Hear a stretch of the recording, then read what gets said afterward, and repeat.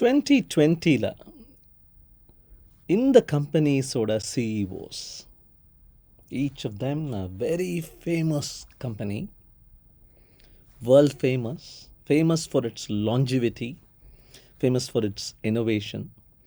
இந்த கம்பெனிகளில் வேலை செய்து கொண்டிருந்த CEOs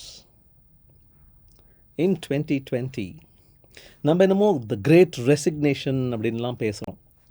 எம்ப்ளாயீஸ் ஆர் லீவிங் அப்படின்னு. The CEOs of these famous, popular, great companies quit in the year 2020. Every one of them. என்ன காரணம் நினைக்கிறீங்க?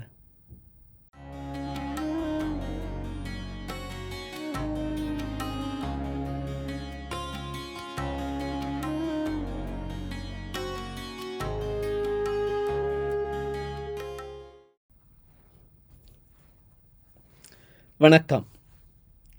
பேரடாக்சிக்கல் கெயின் இருக்கலாம், பட் பேரடாக்சிக்கலாக இருக்கே அப்படின்னு கேள்வி எழுப்புற சில விஷயங்கள். நம்ம அந்த சிஇஓஸ் குவிட் பண்ணாங்க அப்படின்னு பார்த்தபோது, if you roll back not just 2020 but 2000 itself and look at the past 20 years, என்னெல்லாம் நடந்தது அப்படின்னு பார்த்தா, it started with the Y2K bug. Some of you might be too young to know what it was. It was probably more threatening and dangerous looking than even the real bug that hit us in 2020. அதுக்கு நடுவில் என்னெல்லாம் நடந்தது? There was this .com bubble. அப்புறம் இந்த September 11 tragedy. அமெரிக்காவில் 2 பில்டிங்கை மட்டும் affect பண்ணல, அது குளோபல் எக்கானமியே அஃபெக்ட் பண்ணது. அப்புறம் அந்த ஹவுசிங் பபுள் அப்படின்னு ஒன்று வந்தது. Each one of them was a black swan, completely unexpected, changing everything from now on. இல்லையா? என்ன பண்ணுவாங்க நம்ம சிஇஓஸ்லாம்? They want to continue doing the same approaches and they want to solve the problems that they have never seen before. கஷ்டம் இல்லையா? நான் 298ல் இந்த Zen of Python அப்படிங்கிறத பற்றி பேசும்போது காம்ப்ளெக்சிட்டி அண்ட் காம்ப்ளிகேட்டட்னஸ் அதை பற்றி பேசினோம். Zen of Python என்ன சொல்கிறதுனா, simple is better than complex, complex is better than complicated அப்படின்னு சொல்கிறது. And there is a reasoning for that. In the programming language environment, yes, simple, complex, complicated. ஆனால் நான் ரீசெண்டாக ஒரு புக் படிச்சுட்டு இருந்தேன், The 8 Paradoxes of Great Leadershipனு. அதில் காம்ப்ளிகேட்டடுக்கும் காம்ப்ளெக்ஸுக்கும் வித்தியாசம் சொல்லி, காம்ப்ளிகேட்டடாவது பரவாயில்ல, complex you don't want to be there அப்படின்னு அந்த புக்கில் சொல்லியிருந்தாங்க. என்ன வித்தியாசம், என்ன உதாரணம் அப்படின்னா, they talk about this scenario. Take a simple math problem. Simple இல்லை, கொஞ்சம் காம்ப்ளிகேட்டட், கொஞ்சம் காம்ப்ளிகேட்டட் மேத் ப்ராப்ளம். 6 ரெக்டாங்கிள்ஸ் இருக்குது. What is the perimeter of the shape? If each rectangle has a perimeter of 222. அதை விட அடிஷ்னலாக நோ இன்ஃபர்மேஷன் இஸ் கிவன். எப்படிடா solve பண்ணுறதுன்னு கூட நினைக்கலாம் நீங்கள். ட்ரை பண்ணி பாருங்கள். I'll wait. But the point is, if a math student sees this problem and unable to solve it, goes to sleep, 1/2 மணி நேரம் தூங்கிட்டாங்கன்னா, எழுந்து திருப்பி அந்த ப்ராப்ளமை பார்க்கும்போது அதே மாதிரி தான் இருக்க போகிறது. calmly waiting for him or her to try that problem again. Yes, it is complicated, but it's not threatening him more. அந்த புத்தகத்தில் காம்ப்ளெக்ஸ்னா என்ன தெரியுமா அப்படின்னு the author says. He gives this example. Look at the air traffic control scene. அந்த high டவரில், ஏர்போர்ட்டில் எத்தனையோ aircrafts வந்து போயின்னு இருக்கிற சமயத்தில் ஒரு சின்ன மிஸ்டேக் நடந்தால் கூட ரொம்ப பெரிய டேமேஜ் ஆகிடுங்கிற அந்த காம்ப்ளெக்ஸ் சினாரியோவில் எனக்கு இதை எப்படி பண்ணுறதுன்னு தெரில அப்படின்னு ஒரு 1/2 மணி நேரம் தூங்கினான்னா என்ன ஆகும்? Will the problem remain the same? It changes while you are working on it. That is a complex problem. And today's management problems faced by each manager, each leader, each CEO is a complex problem அப்படின்னு எடுத்துக்காட்டா அந்த புத்தகத்தில் சொல்கிறார். When people join a team these days, என்ன வச்சுக்கிட்டு வராங்க? Why is managing a group of people, why is being a leader today much harder than it was once?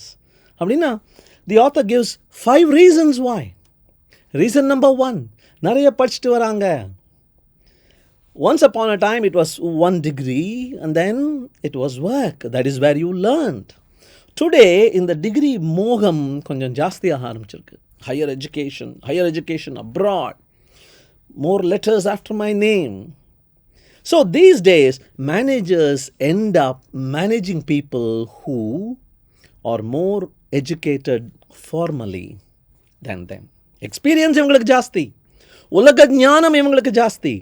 But ஏதோ காலேஜில் 2 டிகிரியை அள்ளி போட்டுட்டு அந்த அம்மா வராங்க. அவங்கள மேனேஜ் பண்ணும்போது complex. Here is another problem, entitlement. நான் தான் ராஜா, எனக்கு தான் இது வேணும், இப்போவே வேணும், எனக்கு மட்டும் வேண்டும், நான் தான் first. Because I am entitled for it. Nobody is as good as I am. I should be chosen first. அப்படிங்கிற அந்த அது I don't know where it starts. Probably it starts with the one kid syndrome when parenting. Probably it starts in a highly competitive environment in schools. But ஒரு ஆர்கனைசேஷனுக்கு வேலை பண்ண வரும்போது too many people come with a sense of entitlement. I am entitled. I deserve this. I deserve a lot more. Don't think you're doing me a favor. I deserve this. இவங்களை எப்படி manage பண்ணுறது? இவங்களை எப்படி lead பண்ணுறது? Complex. They come with a lot more exposure. They're not happy about it either. Social dilemma, Netflixல பார்த்தீங்கன்னா புரியும். They are not happy. They are caught in a web. They have to be transparent about whatever they do because peer pressure. Everybody is doing it. They are having such fun. Let me also pose as if I am having fun. They come with a lot more exposure. இந்த எக்ஸ்போஷரோட ஒரு double-edged sword, இன்னொரு பக்கம் ஒன்று இருக்குது. அந்த காலத்தில் மகாத்மா காந்தி அப்படின்னா we all know Mahatma Gandhi as a one-dimensional father of the nation. Mahatma அவர் எவ்வளவு தவறுகள் பண்ணாரு, அவர் அன்னன்னைக்கு என்ன யோசிச்சாரு அப்படிங்கிறதெல்லாம் nobody documented and hence those were lost. Only the good things survived. இன்னைக்கு இலான் மஸ்கை பற்றி அப்படியா நம்ம நினைக்க முடியும்? அவ்வளோ பெரிய ஆள் அப்படின்னு நினச்சிட்டு இருக்கிற அதே சமயத்தில் he tweets about some toilet environment or he tweets about something insignificant and we wonder யார் அந்த ஆள் அப்படின்னு. ஸோ ஒரு சினிசிசம், அடச்ச உலகமே இப்படித்தானா அப்படின்னு ஒரு கசப்பு வந்துடுறது. இவங்களை எப்படி மேனேஜ் பண்ணுறது, இவங்களை எப்படி லீட் பண்ணுறது? காம்ப்ளெக்ஸ். எமோஷன்ஸ் ஒரு காலத்தில் we were taught to keep them in check, keep them in control, be a professional. அப்படின்னா hold your emotions in check அப்படின்னு சொல்லி தந்துட்டு இருந்தாங்க. இப்போ give vent to your emotions. அதுக்கு தானே ட்விட்டர் இருக்குது, அதுக்கு தானே ஃபேஸ்புக் இருக்குது. somebody is wrong on the internet அப்படின்னு தானே ஒவ்வொருத்தரும் கொடி தூக்கிட்டு கிளம்புறான். Today people celebrate the venting of emotions. இந்த படம் இருந்ததே இன்சைட் அவுட் அப்படிங்கிற அந்த பிக்சார் படம், I don't think it would have made sense 10-15 years ago. It was such a hit when it came out a few years ago because people related to it. People related to the venting of emotions. And today, when people vent their emotions at the drop of a hat so easily, இவங்களை எப்படி manage பண்ணுறது, இவங்களை எப்படி lead பண்ணுறது? It's going to be complex. And finally, expectation, அதுதான் அந்த 5வது problem. People who come in to teams expectations நிறைய வச்சுக்கிட்டு வராங்க. தங்க மேலேயே எக்ஸ்பெக்டேஷன்ஸ், உலகம் அவங்க மேலே வைக்கிற எக்ஸ்பெக்டேஷன்ஸ். இந்த ஆளை பாருங்க, விராட் கோலி 123 நாட் அவுட்டுன்னு நினைக்காதீங்க. It is 123 innings without 100. Fans எல்லாம் கிண்டலாக சொல்கிறாங்க, டேய் செஞ்சுரி போட்டாரா, number of innings without a century போட்டாரா அப்படின்னு. எப்படி ஆரம்பித்தார் தெரியுமா Virat Kohli? He started like this. The first 709 or so innings that he played, he had bagged 86 centuries. என்ன ஆச்சு அதுக்கப்புறம்? Pressure from peers, pressure from the huge cheering crowd that greets him in every stadium he goes to play. Started affecting his game. அந்த எக்ஸ்பெக்டேஷனை வச்சுக்கிட்டு வராங்க. இவங்களை எப்படி manage பண்ணுறது, இவங்களை எப்படி லீட் பண்ணுறது, complex. That is what this book talks about. It talks in paradoxes. புரியாத புதிர், விளங்காத ஏதோ புதிர். அது இப்படியும் இருக்கிற மாதிரி இருக்கும், அப்படியும் இருக்கிற மாதிரி இருக்கும். எப்படிரா இது உண்மையாக இருந்தால் அது பொய் ஆகணுமே, அதுவும் உண்மையா, எப்படி முரணாக இருக்கே. Let's look at 2 of them today. The first paradox that he talks about is the balance between confidence and humility. கான்ஃபிடென்ஸ்னா எதையும் என்னால் ஜெயிக்க முடியுங்கிற அந்த ஈகோன்னு கூட சொல்லலாம், that extreme faith in self. ஹியூமிலிட்டினா நான் ஒன்றும் பெரிய ஆள் இல்லை, என்னை விட எவ்வளவோ அப்படிங்கிற அந்த தன்னடக்கம். ரெண்டுமே வேண்டும் இன்றைய லீடருக்கு. They have to play the balancing game between these two. I would like to take a cricketing example. Do you remember this guy? Sir Vivian Richards. West Indies கேப்டனாக இருந்திருக்காரு. மாஸ்டர் பிளாஸ்டர்னு பேர் இவருக்கு தான் முதல்ல வச்சாங்க. இன்றைக்கி கூட கிரேட்டஸ்ட் ஆஃப் ஆல் டைம் லிஸ்ட்டில் வந்துட்டுருக்கிற கிரிக்கெட் புயல் இவர். டெஸ்ட்டில், ஒன்டேயில், T20 பாவம் அந்த மாதிரி இருக்க சான்ஸ் இருக்குல்ல, அவருக்கு கிழிச்சிருப்பார் இருந்திருந்தார்னா. இவரை பற்றி கான்ஃபிடென்ஸ் இருக்கே, இவரை மாதிரி அந்த ஸ்வாகர் அப்படிம்பாங்க, அந்த அப்படி ஒரு நடையே அந்த மாதிரி தான் நடந்து வருவார். ஒரு இன்டென்சிட்டி இருக்கும், கண்ணில் ஸ்லைட்டாக பிளட் ஷாட் ஐஸ், கண்ணில் ஒரு கொஞ்சோண்டு ரத்தம் கசிஞ்ச மாதிரி இருக்கும்.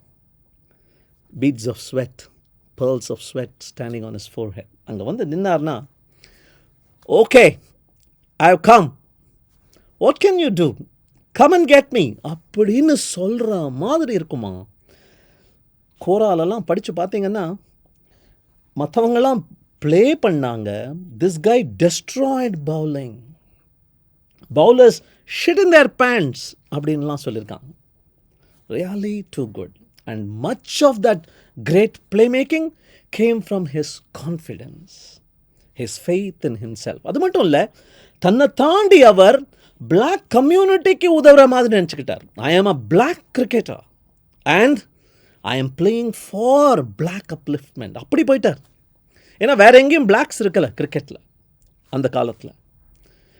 அந்த கான்ஃபிடென்ஸோடு சேர்த்தே there was a humility of the pitch. பிட்சில் எவ்வளோ கான்ஃபிடென்ஸாக இருந்தாரோ அதே கான்ஃபிடென்ஸ் ஹியூமிலிட்டியாக மாறினது ஆஃப் த பிட்ச். ஏன் அப்படின்னா, he can afford to be humble. மரியாதையாக, பீஸ்ஃபுல்லாக, காமாக, பொலைட்டாக. ஏன்னா என்னுடைய பிஸ்னஸ் எங்கே நடக்குது, 22 yardsல. அங்கே யார் ராஜா? நான். இங்கே நீ என்ன பேசினா எனக்கு என்ன, I am not going to father. சூரியனை பார்த்து நாய் கொலைக்கிறதுன்னு நினச்சிக்க போகிறேன், நோ பிக் டீல் அப்படிங்கிறது தான் இவருடைய ஆட்டிடியூடாக இருந்தது. That is great leadership. The second paradoxical balance that the author talks about for a leader is the balance between vision and blind spots. அந்த அர்ஜுனன் மாதிரி அந்த பறவையோடைய கண் மட்டும் தெரியற விஷன், நேரோ vision, very clear, I know the goal. And blind spots அப்படிங்கிறது, I am choosing to ignore all the other negative messages that are coming towards me. ஒரு விஷயம் பண்ணுறதுக்கு முனைஞ்சிட்டேன்னா, பண்ண முடியாது, பண்ண வரப்போகிறது இல்லை, பண்ணுறது ரொம்ப கஷ்டம்னு 1000 பேர் சொல்கிறதுக்கு a deaf ear, a blind eye. அதுக்கும் ஒரு கிரிக்கெட் எக்ஸாம்பிள் தான் கொடுக்க ஆசைப்படுறேன். விராட் கோலியை பற்றி நான் தவறாக சொன்னதுக்கு கோச்சிக்காதீங்க. இது பண்ணியிருக்கார் Virat Kohli. 28 February 2012 he played an amazing match. அதுவும் டென்ஷன் டைமில் Sri Lanka had set a almost record score of 320 to hit in 50 overs. But 50ல் அடித்தா பத்தாது, you have to hit it in probably 40 overs. ஏன்னா நெட் ரன் ரேட் நல்லா வாங்கினா தான் இந்தியாவுக்கு அடுத்த ரவுண்டுக்கு போகிறதுக்கு ப்ராபப்ளி சான்ஸ். அந்த சிச்சுவேஷனில் இருக்கும்போது 320 not to be chased in 50 overs, which itself is very difficult. 320 to be chased in 40 overs. Sehwag and Sachin already out with not much. இந்த ஆள் he hit 133 in 86 balls and won the match for us. அப்புறம் இன்டர்வியூவில் கேட்குறாங்க, blind spot என்ன, blind ஸ்பாட்னு இப்போ தெரியும் பாருங்கள். இன்டர்வியூவில் கேட்குறாங்க, how did you do this அப்படின்னா, நானும் Suresh ரெய்னாவும் பேசிக்கிட்டோம், we need to look at this not as a one day match. 2 T20 innings one after the அதர்னு பார்க்கணும். 20 ஓவர்ஸில் 160 ஒன்றுமே இல்லையே. 20 ஓவர்ஸில் 160 முடிஞ்சதுன்னா 40 ஓவர்ஸில் 320 ஒன்றுமே இல்லையே. You know what happened? They finished it in 36.4 overs. That is the power of blind spots. Closing தாட்டுக்கு இன்னும் நான் வர ரெடியாக இல்லை. ஏன்னா இன்னும் 6 பேரடாக்ஸஸ் பார்க்க போகிறோம். நாளைக்கே வரப்போகுது. Till we meet again. Thank you.